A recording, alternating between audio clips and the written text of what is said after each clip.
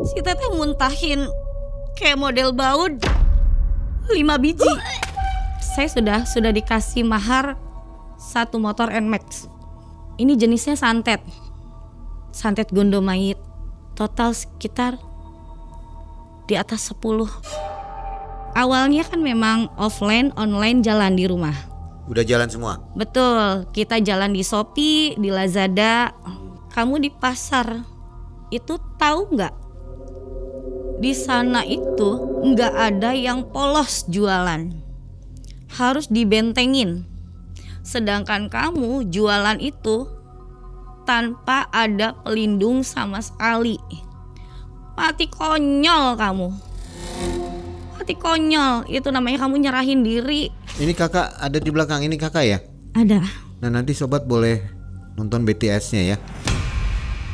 Di malam yang sunyi tanpa ada suara, dukun tua bersenandung di bawah lilin tua.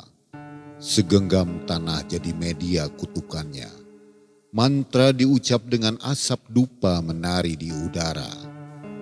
Memanggil makhluk hitam yang membawa sengsara. Menyebut nama korban yang menjadi incarannya.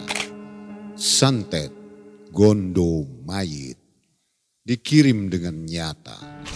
Membawa luka dan petaka pada kehidupan Teh Lia.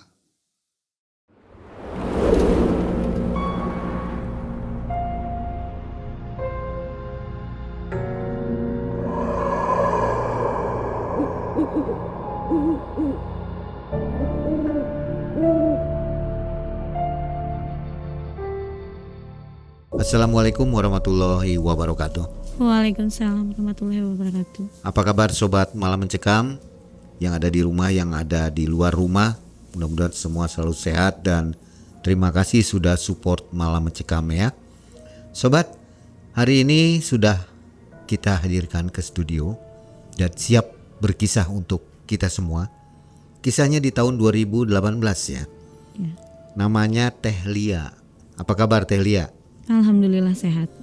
Terima kasih sudah mau berbagi kisah di Malam Mencekam. Mudah-mudahan kisahnya menjadi pembelajaran untuk kita semua ya. Ya. Tahun 2018 waktu itu sedang enak-enaknya usaha ya. Betul. Ternyata ada orang yang gak suka. Iya. Jadi ngirim apa namanya tuh? Santet. Gitu. Sampai hancur semuanya ya. Hancur lebur. Oke, kasihan Gak bangun lagi tuh. Ya maunya. Cepet bangun lagi harusnya ya. Betul. Pada saat itu ada suami juga. Ada. Jadi nggak bisa tertolong lagi ya usahanya. Ada masalah di balik itu. Masalah di balik masalah. Oke, nanti kita cari tahu ya. Teh Lia, apa kegiatan sekarang? Sekarang saya kerja. Udah kerja ya? Oke, mudah-mudahan lancar. Usahanya juga bangun kembali. Dan sobat, Teh Lia harus menggunakan masker karena tentu saja alasan yang tidak bisa dibagi ya ceritanya dengan kita semua. Jadi iya betul. Dirahasiakan lah begitu. Ada yang harus dirahasiakan. Baik, Malam Mencekam. Semakin malam semakin mencekam. Kita nonton Teh Lia.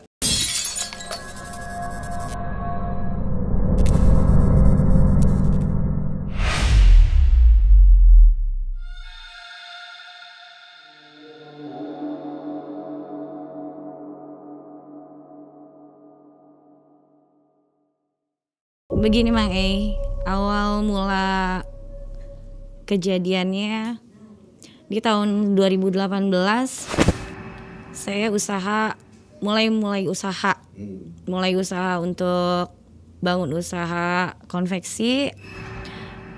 Di situ saya punya partner namanya Ida. Saya berdua ngebangun usaha itu dari kecil dulu, dari offline di rumah.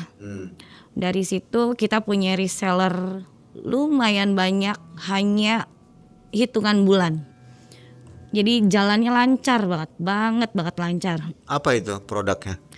Produknya itu ada awalnya dari gamis, setelan baju tidur. Emang kita fokus di baju tidur, daster. Karena memang kebutuhan sehari-hari perempuan itu yang nggak habis-habis ya buat di rumah. Itu desain sendiri ya? Betul. Ada sedikit biasa. nyontek juga sih gitu kan. Dimodifikasi lah. Dari situ hitungan 7 bulan keuangan kita tuh meningkat pesat. Akhirnya kita kewalahan, kita ambil satu karyawan buat handle. Karena kan kita bagi tugas, aku sama Idah itu bagi tugas. Ada yang bagian pemasaran, ada yang bagian produksi. Sepakat saya yang bagian produksi karena Idah waktu itu punya anak kecil. Kalau saya nggak, anak saya udah gede-gede, udah bisa lepas kan gitu. Terus memang nggak ngurus suami. Tapi saya masih punya suami. Saya masih punya suami.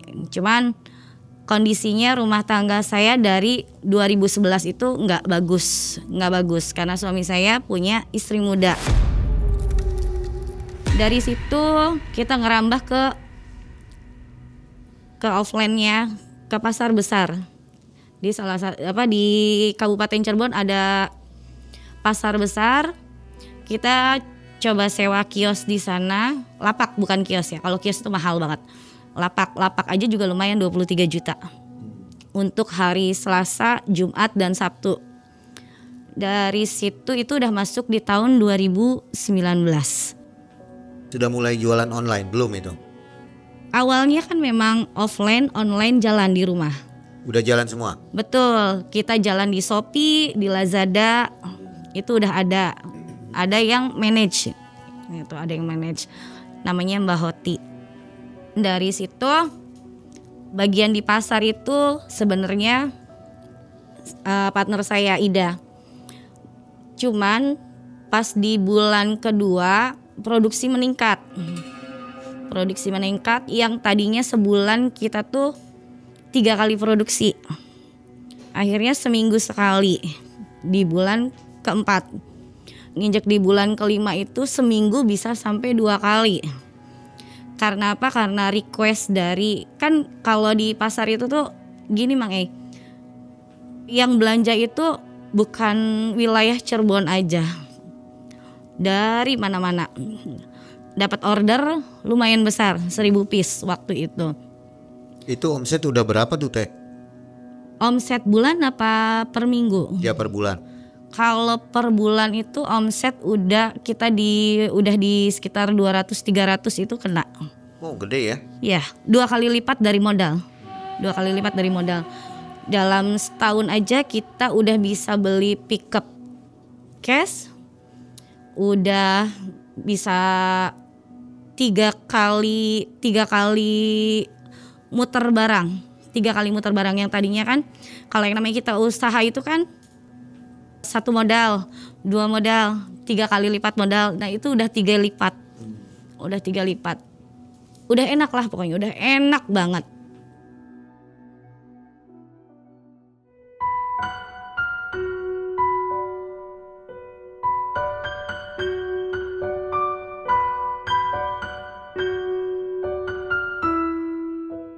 Di bulan kelima partner saya tuh ngeluhnya pikir saya tuh capek, pengen gantian.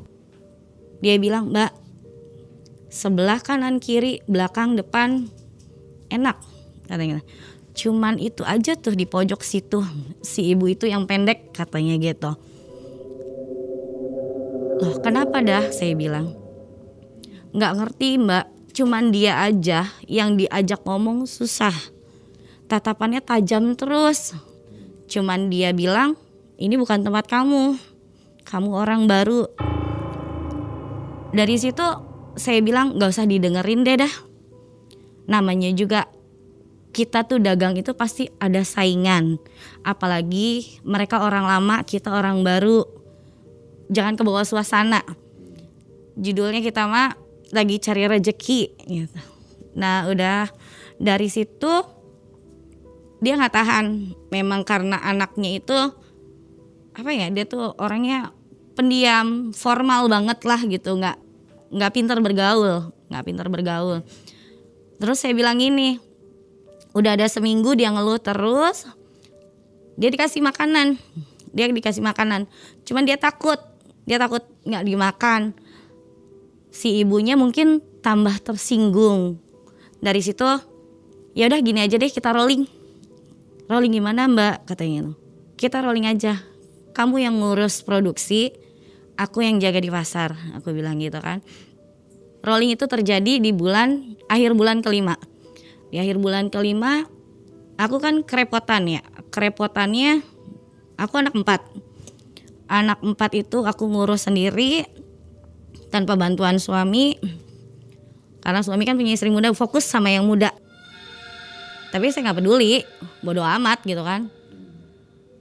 Udah ngerasanya hidup sendiri juga segala terpenuhi. Bisa gitu, punya semuanya, punya sendiri. Gak minta cerai ya? Sudah. Saya udah minta cerai Bang. Udah minta cerai tapi suami memang gak mau nyerahin saya. Pengennya punya istri 2 gitu. Karena saya terlalu mandiri. Dari situ supir saya itu ngedadak harus jemput kakak. Nah saya kan biasanya kan nyebut yang pertama itu kan teteh, biar ada bedanya gitu ya. Kalau yang kedua kakak. Waktu itu yang pertama, yang ketiga sama yang bungsu kebetulan sakit di rumah. Kan udah menjelang Covid, udah menjelang Covid. Kalau yang kedua kakak itu dia Covid duluan. Jadi dia udah udah agak sembuh dia harus setor hafalan karena sekolah madrasah gitu kan. Sekolah madrasah dia harus setor hafalan, emang harus ke sekolah. Kan sekolah kan lagi zamannya Covid kan online gitu pakai handphone. Tapi ada waktunya dia harus setor ke sekolah hafalan. Dari situ dijemput sama supir. Kalau misalnya pulang dulu, waktunya nggak kekejar, karena kan bawa barang dari rumah buat dipajang di pasar. Akhirnya telepon, Bu gimana gitu kan, bawa aja ya kakak, kagok katanya gitu. Dari situ nyampe ke pasar nggak telat, nggak kejebak macet, karena memang kalau udah Kamis masuk ke malam Jumat itu, kalau kita telat maghrib aja susah jalannya. Jadi memang harus sebelum maghrib harus udah masuk barang ke pasar. Dari situ nggak ada kejanggalan apa-apa sih sebenarnya, nggak ada kejanggalan apa-apa. Normal-normal aja masukin barang apa segala macam. Saya nginep kan di pasar karena memang ramenya itu malam Jumat sampai Sabtu siang.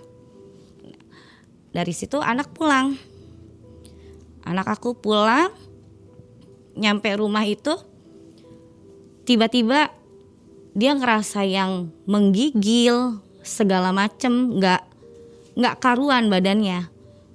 Dipikirkan memang lagi musimnya Covid, apa iya kena lagi gitu. Bu, kakak nih anfal lagi katanya.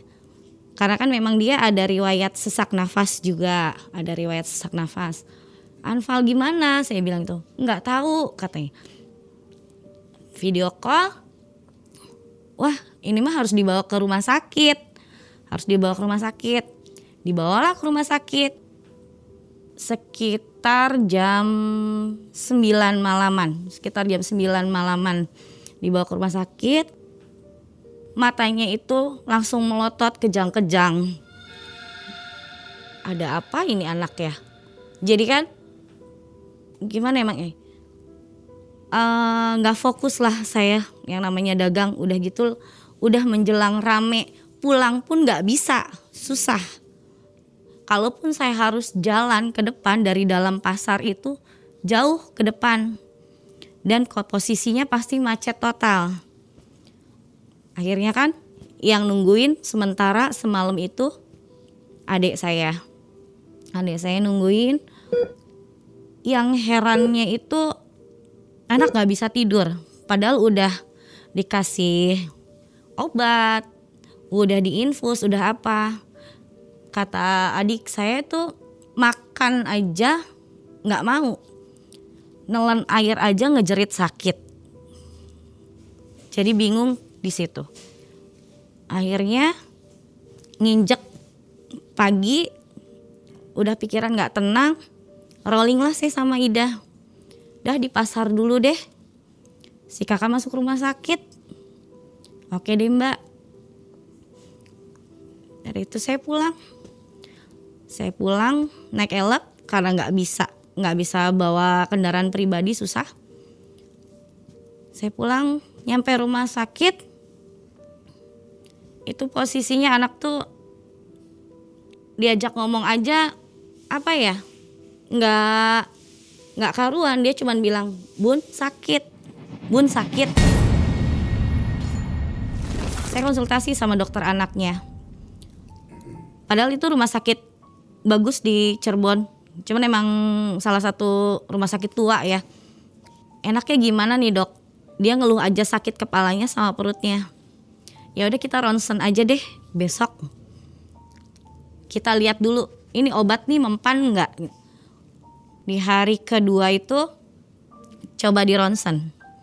Hasilnya keluar sore nggak ada apa-apa. Dari situ kebingungan. Hari ketiga anak tambah parah, nggak masuk makanan sama sekali. Apapun yang disediain dari rumah sakit, apapun yang saya bawa, apa yang saya beli, itu dia nggak makan. Cuman yang bingungnya di rumah itu, kata kakak, bun kenapa ya rumah tuh kok bau terus gitu kan. Kata karyawan saya juga kok bau terus gitu. Oh mungkin karena lagi pada sakit. Enggak, bukan itu katanya. Ya udah deh, biarin aja. Masuk di hari ketiga itu saya bingung. Akhirnya ada dokter satu lagi, ahli lagi, spesialis lagi. Coba deh, barangkali nih anak tuh persis kayak tetehnya. Tetehnya kan tahun lalu operasi usus buntu. Barangkali usus buntu. Karena yang dia ngeluh kan sakit aja perutnya kan. Dia coba di USG. Kalau usus buntu biasanya USG. Tetap gak ada apa-apa. Kebingungan lah di hari keempat. Ini enaknya anak saya digimanain. Kok iya gak dapet diagnosanya. Nanti anak saya bisa mati, gak makan, gak minum, saya bilang gitu.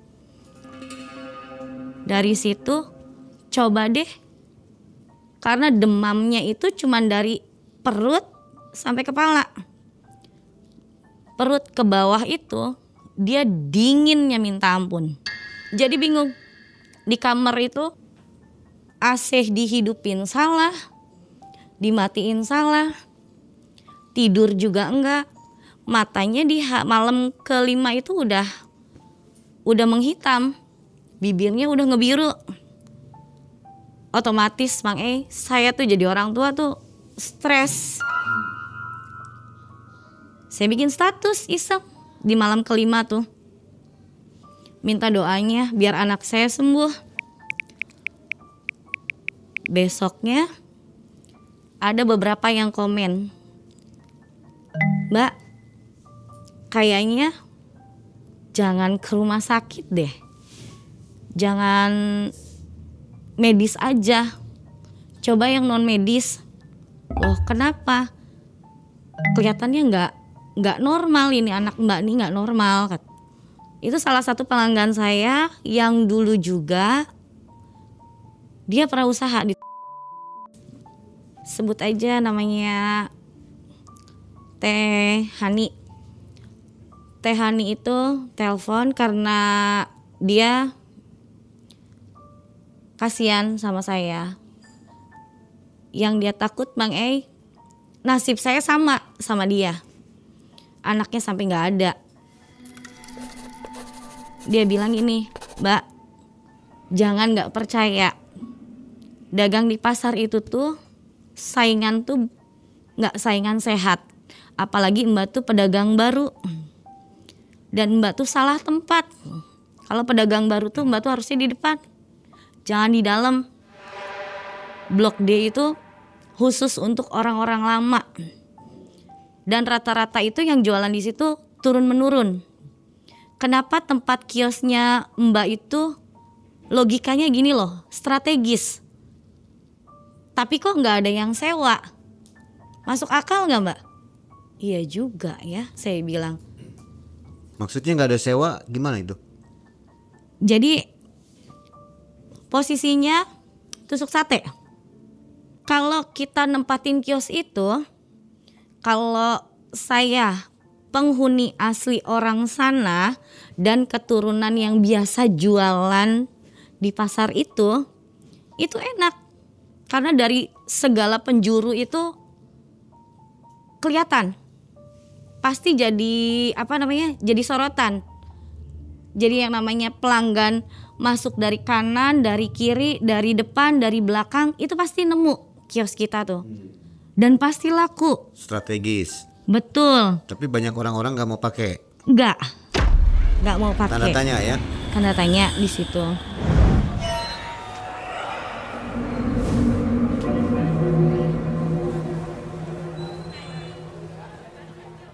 Dan dipikirnya pelanggan saya, reseller saya itu, yang main itu yang punya kios. Yang punya kios. Kayaknya Mbak tuh dikerjain. Coba deh Mbak. Ikhtiar, ini mah ikhtiar. Jangan medis aja. Non medisnya jalan. Tolong Mbak, kalau sayang sama anak. Tapi omset masih lancar ya? Masih. Nggak ada saya pengaruh bilang ya? Menggila. Di luar dugaan. Sampai yang di rumah itu buka itu hanya di luar jam hari pasar. Baru buka. Karena saya di rumah sakit aja itu. Dari situ ada kepikiran saya, coba saya percaya dari omongan Mbak Hani. Besoknya saya telepon Pak Ade saya telepon, saya ceritain kejadiannya. Anak saya begini. Loh, coba video call. Pak Ade mau lihat anakmu, katanya digituin. Memang pakai bahasa Jawa kan, Pak Ade aku kan emang tinggal di Jawa Tengah. Dari situ Pak Adeku bilang, ini memang gak wajar Nduk, gak wajar. Nanti Pak Ade, ini satu lagi, belum CT scan. Yang saya takutin virus COVID-nya itu masih ada. Kan banyak yang nyerang ke otak juga. Banyak yang nyerang ke otak juga kan, karena dia kan sakit kepala dahsyat sama sakit perut. Ya sudah, Pak D coba terawang dari sana. Dari sini. Siangnya CT scan di hari kelima itu hasilnya keluar tetap nggak ada apa-apa. Pas visit dokter keempat itu nyaranin bedah. Saya bilang kalau di bedah nggak ada diagnosa apapun, saya nggak mau. Bukan masalah biaya atau apa, tapi kan kasihan anaknya. Masa iya dibedah tapi nggak ada penyakitnya.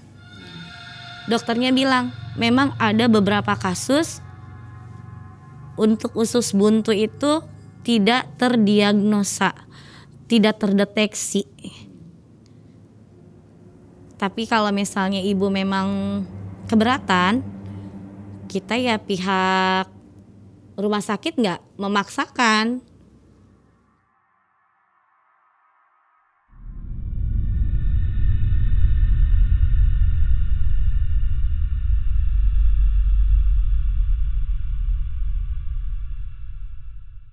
Masuk hari ke-6, anak saya makin parah. Ke kamar mandi pun dia udah nggak bisa jalan. Kaki kakak ngebatu bun. Kaki kakak ngebatu, kakak lemes. Kakak kayaknya mau mati ya bun, katanya gitu. Saya bilang, kakak semangat dong. Kan kemarin sakit udah ngerasain sakit yang luar biasa. Sampai sesak nafas, saya bilang gitu di COVID tuh. COVID-nya masih kali ya bun, katanya. Mungkin kak, tenang aja, kan udah 4 dokter. Saya bilang kayak gitu. Pulang aja yuk bun, capek kakaknya, katanya. Bundanya ikhlasin aja. Siapa sih Mang yang mau ngiklasin anak, gak ada kan? Masuk malam ke-7, kejanggalan pertama, hujan besar itu. Saya lapar, emang saya belum makan dari siang. Saya keluar cari makan itu sekitar jam kurang dari jam 10. Saya pergi nggak lama karena makanan yang mau saya makan itu saya bungkus. Saya masuk ke kamar, kakak bilang, "Loh bun, nggak ketemu sama dokter?" "Dokter mana?" "Tadi ada dokter visit lagi." "Loh kok visit sampai 2 kali?" Saya nggak berpikiran aneh-aneh. Saya nggak berpikiran aneh-aneh karena mungkin nggak nemu diagnosanya, jadi dokter sampai 2 kali visit gitu. Tapi harusnya bunda ketemu sama dokternya, cantik banget bun. Dokternya cantik banget. Terus pakai kerudungnya bagus kayak pelangi. Nggak ketemu kak. Harusnya ketemu bun. Dokter buka pintu, tutup pintu.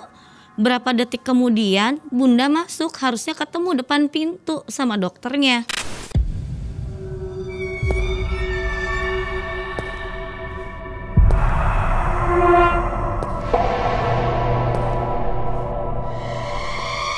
Akhirnya saya keluar ke ruang jaga, dokter jaga, perawat jaga gitu. Saya tanya, ada dokter yang visit lagi anak saya?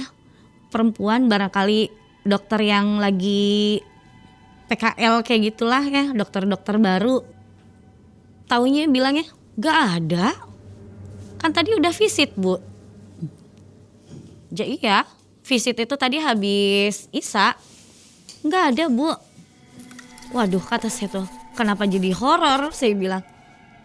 Paginya saya ngajuin pulang, bu, kalau ada apa-apa kami pihak rumah sakit tidak bertanggung jawab. Karena ibu memaksa untuk pulang, ini anak kondisinya tambah parah, separuh lumpuh. Hanya tangan aja yang bisa digerakkan. Nanti ibu tambah repot. Mana anak gak bisa masuk makanan sama sekali. Gak apa-apa, saya bilang.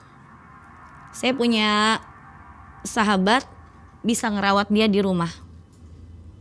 Saya memang dari situ udah ngabarin partner saya, udah ngabarin sahabat saya, adik saya, udah kabarin. Dan bapaknya anak-anak juga saya kabarin, cuman ya memang gak peduli karena punya kehidupan baru sendiri gitu. Dari situ hari ke-8-nya pagi pulang. Kita pulang. Malamnya anak tuh pengen sholat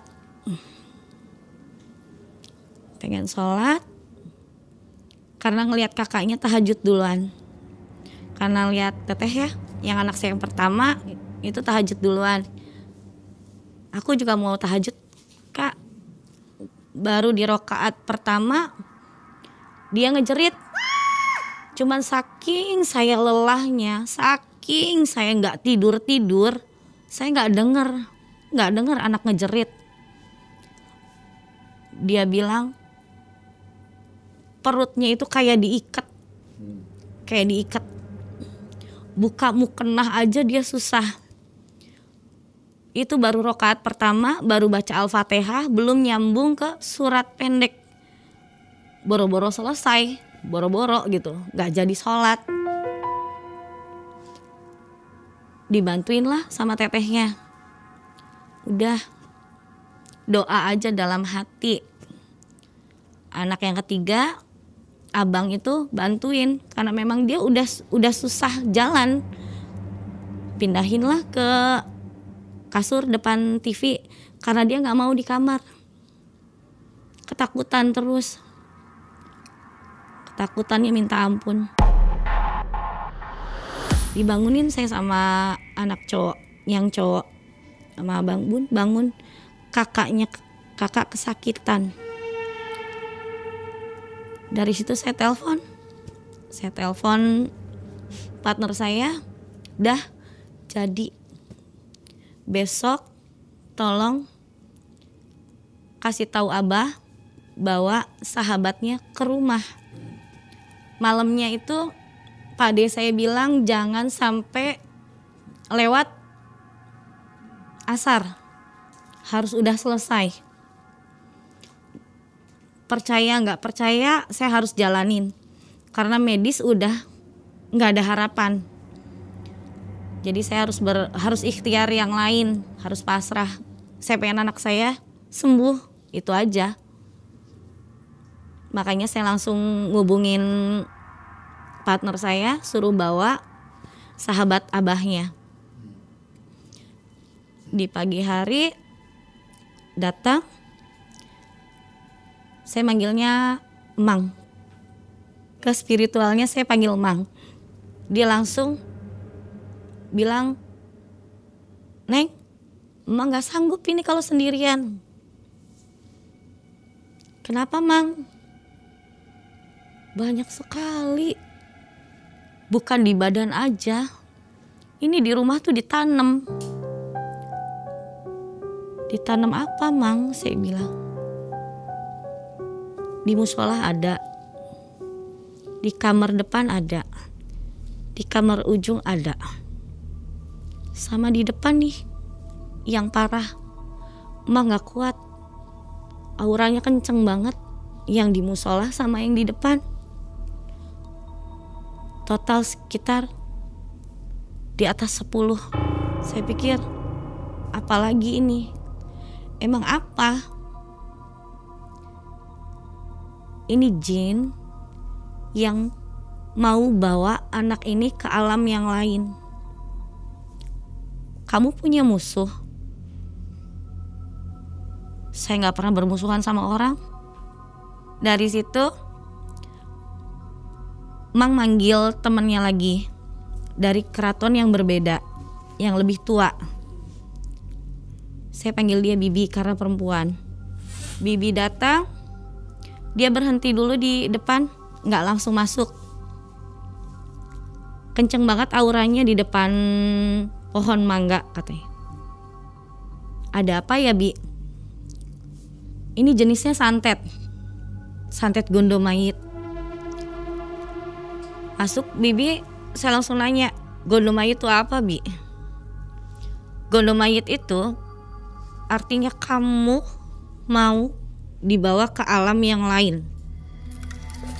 Kasarnya tumbal. Sebenarnya ini harusnya buat kamu, bukan buat anak kamu, bukan. Nyasar. Pas lagi ngobrol-ngobrol, anak aku tuh, si kakak tuh muntah darah. Belum proses penyembuhan, belum. Tapi dia udah muntah darah. Itu udah sekitar jam 9 pagi. Dia muntah darah, dia kesakitan. Yang akhirnya dia bilang, Bun udah gak kuat kakak, udah gak kuat. Udah ikhlasin aja kakak, udah jangan begini-beginian. Saya bilang gak bisa kak, gak bisa. Si emangnya sama Bibi itu langsung ngelakuin ritual. Dia bilang butuh media. Medianya itu akhirnya nggak ada siapa-siapa. Si teteh yang suruh duduk di sebelah kakak. Si teteh sebelah kiri, saya sebelah kanan. Disuruh megangin tangannya masing-masing. Mulai proses mengeluarkan jin yang totalnya ada 13 itu. Di kepala itu ada 1, di pundak 2, di perut 3, di kaki kanan kiri 1, di musola 1, di kamar anak-anak 1, di kamar saya 1, sama satunya di pohon mangga. Dari setiap proses penarikan setiap jin itu selalu dimasukin ke tusuk gigi. Dimasukin ke tusuk gigi itu nanti tiba-tiba berubah jadi hijau setiap 1 jin masuk.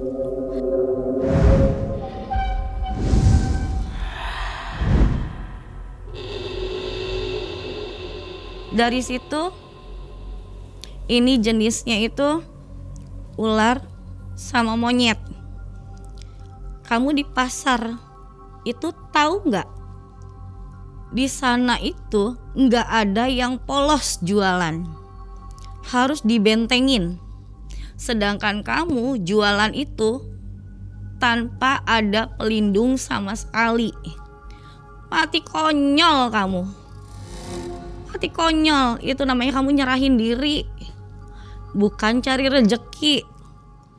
Ya saya tidak tahu, saya nggak ngerti, ini udah zaman modern. Dari situ proses pertama itu penarikan sukma dukun yang bikin santet.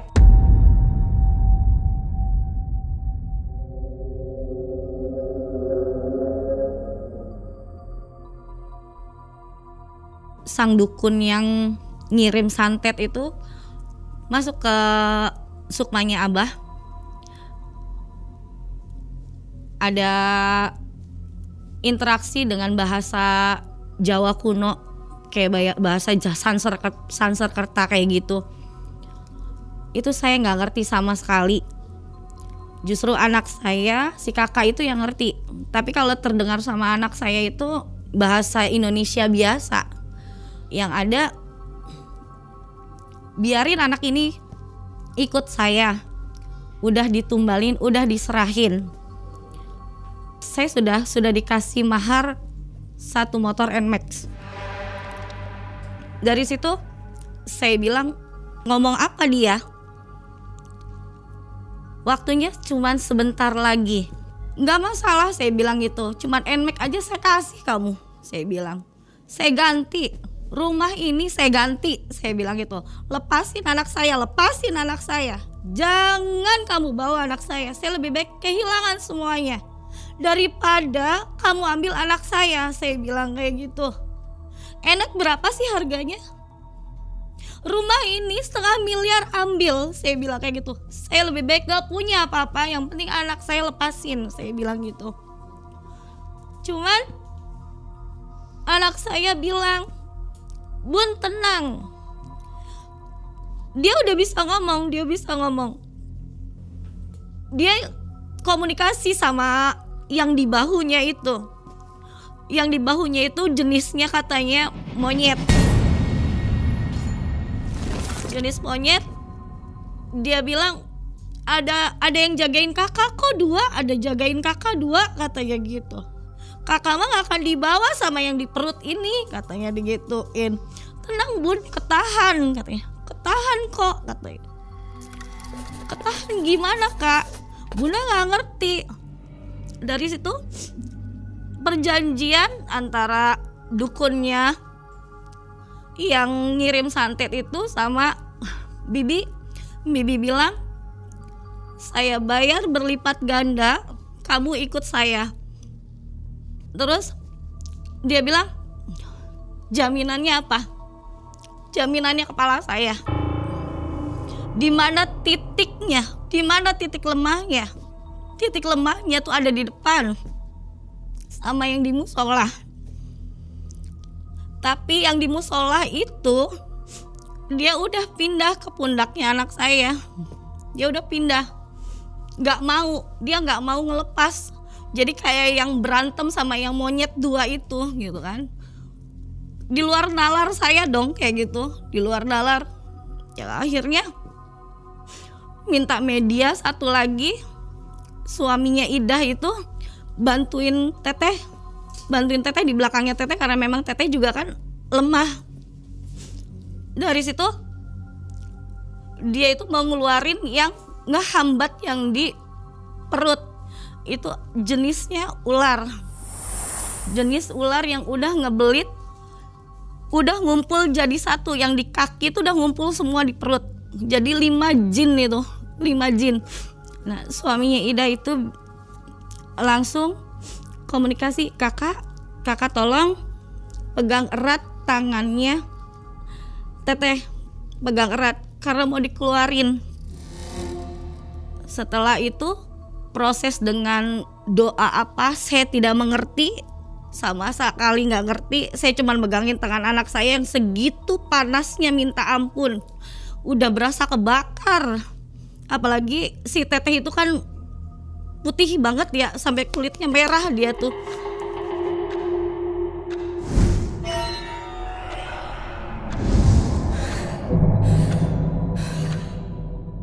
Panas bun, panas, katanya panas. Nggak apa-apa.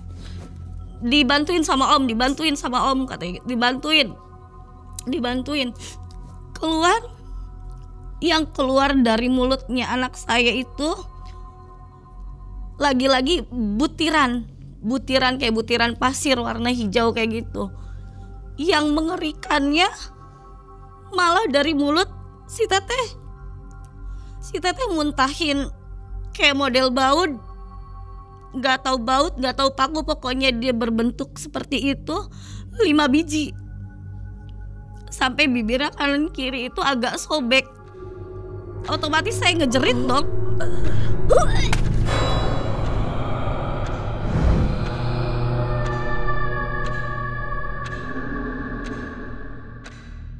Kenapa jadi korbannya 2 anak ini? Saya bilang kayak gitu. Udah gini aja deh, katanya 13, ini baru 5 aja anak saya ancur-ancuran semua kayak gini. Saya gak kuat, bisa gak dipindahin ke saya aja yang ngerasain, jangan anak saya. Ya gak bisa Neng, gak bisa, ini prosesnya harus jalan, waktunya sedikit lagi. Ini udah mau nginjek jam 12. Setelah teteh muntah baut itu, kakak langsung bilang lapar. Anak saya yang kemasukan jin itu, yang tadinya suasananya horor, stres, kita agak mendadak tenang. 8 hari, 9 hari dia gak makan apa-apa, gak bisa minum, mendadak bilang lapar. Dan makannya gak wajar. Setengah magicom dia habis, 3 porsi empal dia habisin. Saya pikir ini anak saya normal nggak? Bukannya senang saya ngeliat anak saya makan, malah saya pikir nggak normal, ini yang makan jin gitu kan. Umuran berapa? Waktu itu SMP. Udah agak gede ya? Udah SMP. Dan memang ditanya, kakak waktu datang ke pasar kondisinya lagi datang bulan nggak? Kakak bilang memang lagi haid, emang lagi datang bulan. Jadi kalau kotor itu gampang kena. Seharusnya masuk ke bunda, cuman karena bunda itu kuat, nggak bakal ketempelan, makanya pindah ke kakak. Dari situ yang proses paling parahnya itu setelah makan, kakinya mulai bisa digerakin, mukanya dia udah mulai seger, matanya udah nggak ngehitam lagi, bibirnya udah nggak pucat lagi, udah nggak biru lagi. Yang di depan itu ngeluarin kayak suara meledak sedikit lah kayak gitu. Itu jam 12 siang sebelum duhur, sebelum azan. Setelah itu azan. Dari situ si bibi tuh keluar dia ngambil, ketemu kayak kerikil warna hijau lumut kayak gitu, tapi emang agak gede, bukan kerikil batu. Dia bilang, bener kan mbak, ini gondo mayit, yang artinya sasarannya ke Mbak. Tapi bukan dari satu kiriman. Bukan dari Bu Haji. Bu Haji hanya menginginkan tumbal. Ditarik garis. Akhirnya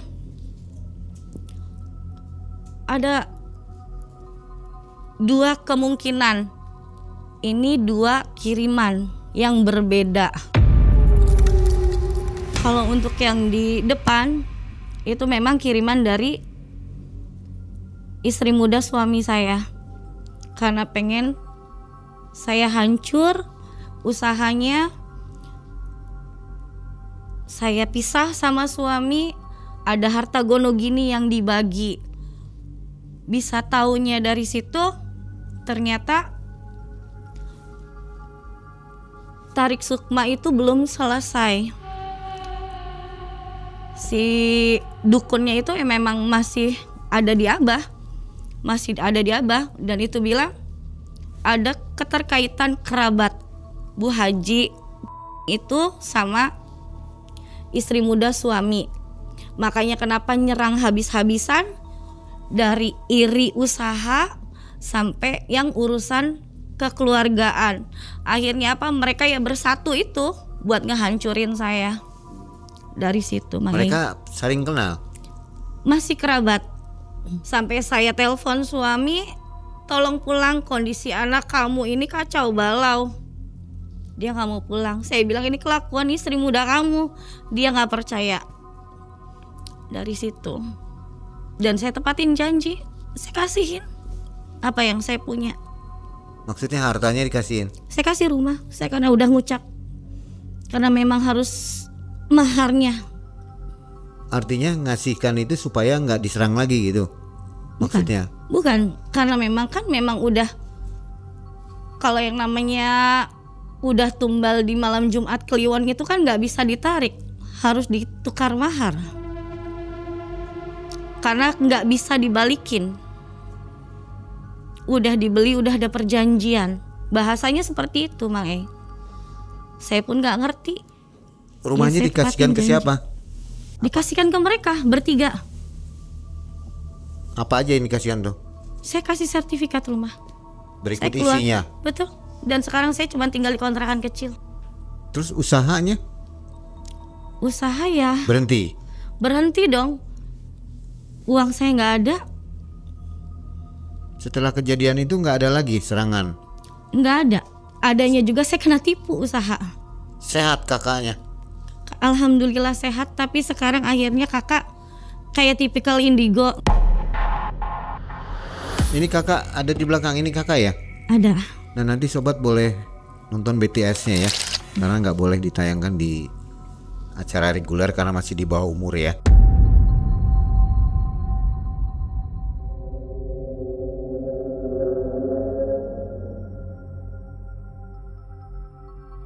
Dan sampai sekarang memang akhirnya menjadi penjaganya kakak yang dua itu. Yang jenis monyet itu dia nggak mau ngelepas anak saya. Dan itu sampai sekarang. Makanya kakak mas sekarang gampang ngerasain hal-hal yang nggak enak.